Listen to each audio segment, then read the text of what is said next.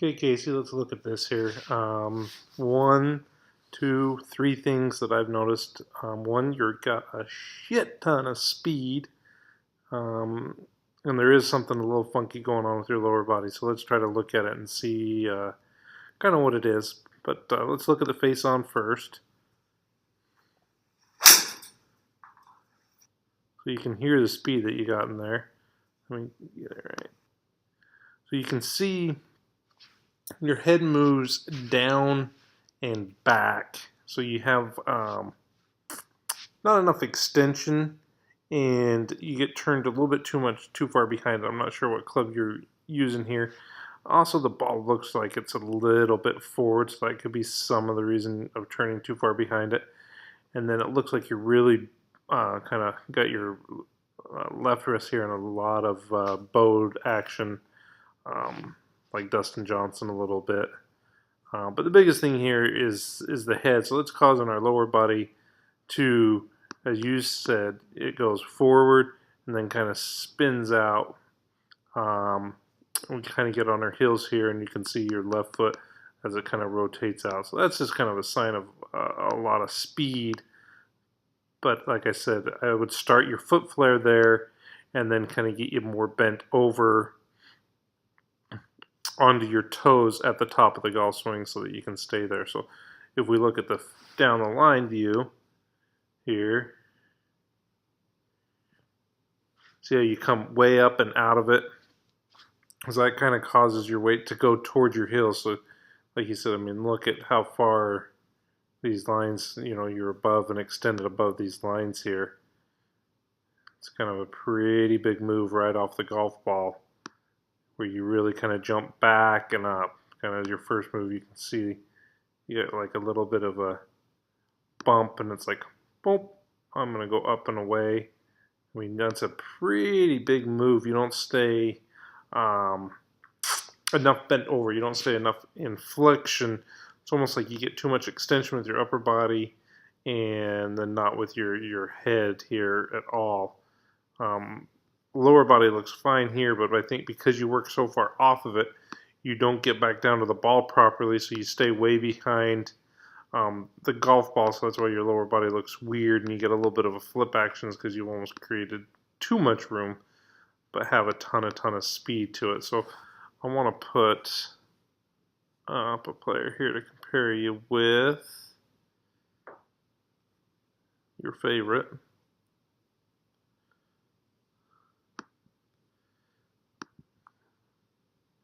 Mr. Gary Woodland. Actually, let's move him over to A, and then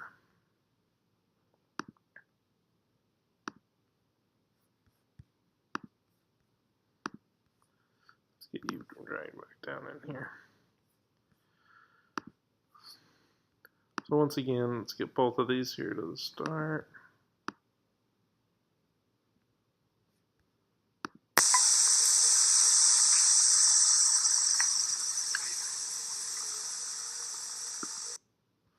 So you can see ball position wise here, he's a little bit further back than you, and then if we draw a line here on his leg, from the center part of his foot to his hip, he's at 87, and now if we do that same thing on you here, you're at 77. So you're starting way more behind it already. He's a little bit more in front, way more forward.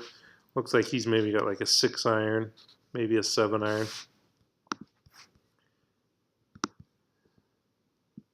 And then we'll get his head and your head inside a circle.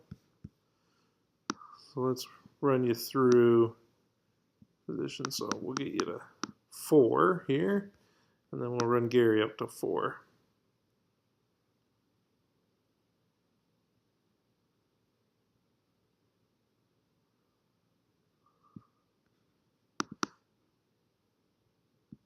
I'm going to draw a line here. It looks like he's the camera moved, or he kind of moved a little bit, so we'll put a line.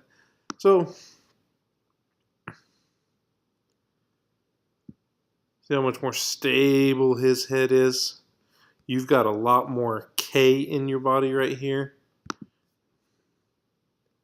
If we did an angle, I'll go ahead and up that way and down that way. So let's go foot and there and there. You're 158, and we're gonna go there to there, and so you can see he doesn't get as nearly as big of a K. He's still got a lot more pressure on his left foot than you. I mean, he's still got some pressure and ground forces going through his trail leg versus you where you are. So you've got a lot of head movement, wrist action, too much K. He's extended towards the target, so he's with his upper body where yours is kind of bending away. Head's going down, his is staying a lot more centered. And then you can see here at P6 where his weight now is, his hips pretty much dead over the top of his ankle. Yeah, so he's at 80.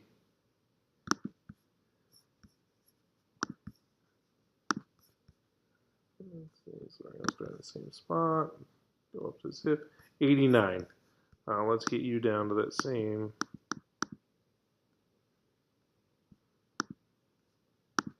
spot, and you are 81.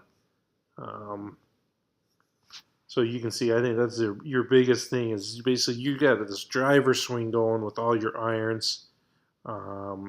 Instead of being a little bit more stable on top of it, you can see his foundation, his lower body is more underneath him because his chest is here. You were tilted back a little bit more. It's probably also some of your left misses that you talk about. Just because here you get a little tilted behind it, you probably got a shallower angle attack, and it's going to get the face pointing more left than what you would like. So I think a lot of it is all the way back at that setup like we talked about here is I would get you, bump your hips forward a little bit more. I know we worked on that in the past. And I would like to see them more up here in that range to start. So the hips a little bit more forward, ball just a titch further back, and then get your chest extending away from the ball and kind of more towards the target like you see with Gary here at the top at position 4 up here. So this is where you got the biggest difference, I think, between you and him is this P4 position here versus where you are. So you've got some head movement, and then you've got too much of a K, so your body's not extending the right direction when it relates to the golf ball and the target. And we saw that in the down the line view. So I think that's where a lot of your weirdness is coming from. And you feel like your body's a little unstable and doing weird stuff because it really kind of is, because it's not stable and your upper body isn't stacked over your lower body, causing that instability. So that's what I see, and let me know what you think.